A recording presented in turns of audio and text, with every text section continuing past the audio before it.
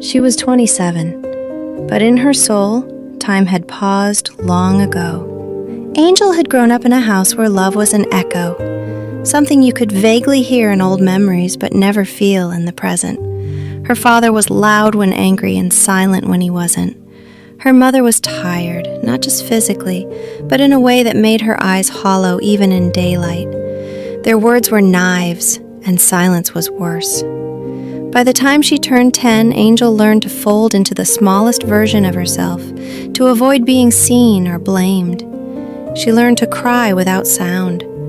Her childhood wasn't filled with bruises, but with the kind of wounds you can't explain to anyone.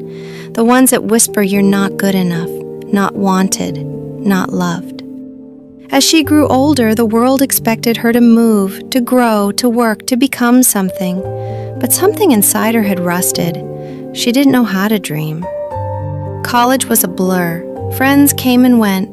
She couldn't open up, couldn't let anyone in, because how do you tell people you feel like you're still 10 years old and hiding behind your bedroom door?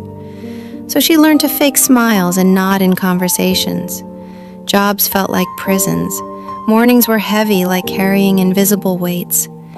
Angel would wake up with racing thoughts, trembling hands, and a chest that always felt like it was on the edge of breaking. Everyone around her seemed to be sprinting.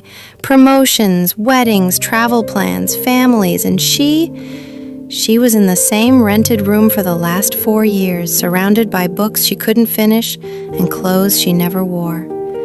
Every time she tried to move forward, to apply for a better job, to reach out to an old friend, to just take a walk in the evening, a voice would echo inside her, "You won't make it!" And she believed it, because that voice sounded like her childhood. She wasn't lazy, she wasn't weak, she was just exhausted from fighting battles no one else could see. Her anxiety wasn't a phase, it was a slow, choking fog that kept her from even thinking clearly. But there were days, small, fleeting moments, when she noticed something else. A dog that wagged its tail when she passed by, a stranger who smiled as if she mattered, a poem she read that felt like it was written just for her. Those moments didn't heal her, but they reminded her she was still here. She started keeping a journal, not to write profound thoughts, but just to say, "I got out of bed today," or "I made tea and didn't cry."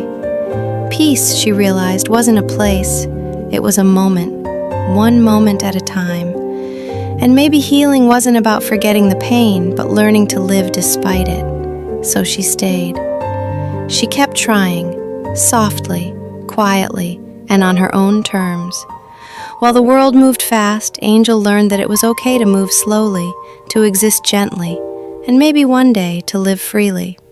But for now, she was still trying, and that, in itself, was enough.